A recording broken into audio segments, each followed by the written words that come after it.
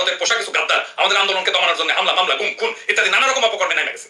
আমরা ভারতকে হুঁশিয়ার করে দিয়ে বলতে চাই, যে কোনো ধরনের দমন পীড়নের দায় ভারতকে নিতে হবে।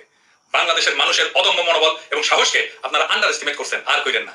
যথেষ্ট আন্ডার এস্টিমেট করছেন। আমি বয়কট আন্দোলনের শুরুর সময় থেকে বারে বারে আহ্বান জানাই গেছি ভারতীয় কর্তৃপক্ষের কাছে, যেন আমাদের যেই চাওয়া সেই অবাধ নিরপেক্ষ নির্বাচন না হইলে আমরা বয়কট থামাবো না, এটা বলার জন্য আমাদের প্রজন্মের পর প্রজন্ম ধরে এই বয়কট চালিয়ে যাবো যতদিন পর্যন্ত একটা অবাধ এবং নিরপেক্ষ নির্বাচনে বাংলাদেশের মানুষ ভোট দিতে না পারবে। শুনেন নাই, কিন্তু বয়কট আন্দোলন দমানোর চেষ্টা করলে পালানোর পথ পাইবেন না। বাংলাদেশের ভারতীয় পণ্য বর্জন আন্দোলন কেবল বাংলাদেশে সীমাবদ্ধ নাই, সারা দুনিয়া বয়কটের আগুন দাউ দাউ করে জ্বলবে। আমরা বলছিলাম দরকার হলে আমরা প্রত্যেক মাসে সারা দুনিয়ায় ভারতীয় দূতাবাসের সামনে বিক্ষোভ করবো। আমরা কথা রাখছি, লন্ডনে ভারতীয় দূতাবাসের সামনে আবার আমরা বিক্ষোভ করছি এই মে মাসে। এই দেখেন,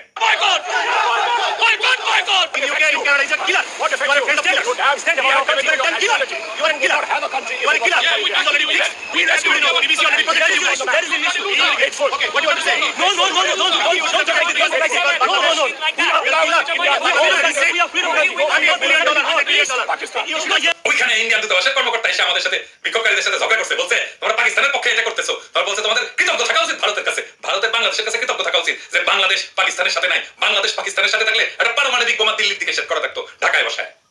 সীমান্ত ছাড়াই আন্দোলন এখন ছড়ায় পড়ছে সমগ্র দক্ষিণ এশিয়ায়। এর অন্তর্নিহিত প্রধান কারণ হলো এই অঞ্চলের রাজনীতির মৌলিক পরিবর্তন, বিশেষ করে চীনের প্রবল এবং অপ্রতিরোধ উত্থান।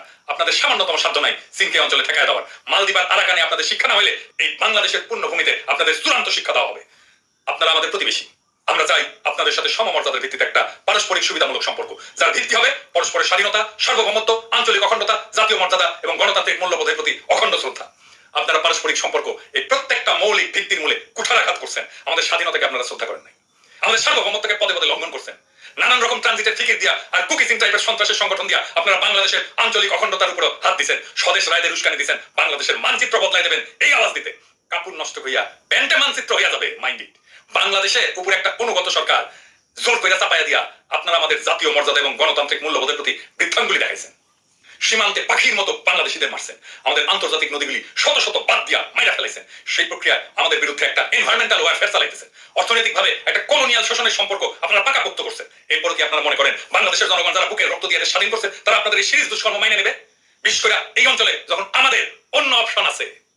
চীনকে ঠেকাবেন, হ্যাঁ খুব মজা, হ্যাঁ খুব খাইস। চীনকে কিভাবে ঠেকাবেন? চীনের জিডিপি ভারতের চেয়ে 5 গুণ বেশি, চীনের সামরিক ব্যয় আপনাদের চাইতে 3 গুণ বেশি।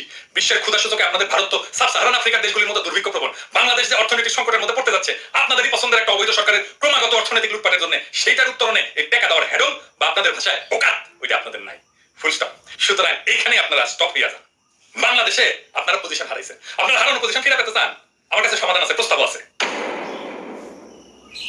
সে প্রস্তাব হইল আপনাদের অশুভ নীতিগুলি পুরোপুরি বদলাই ফেলতে হবে, আমাদের উপর থেকে আপনাদের হাত গুটায় নিতে হবে।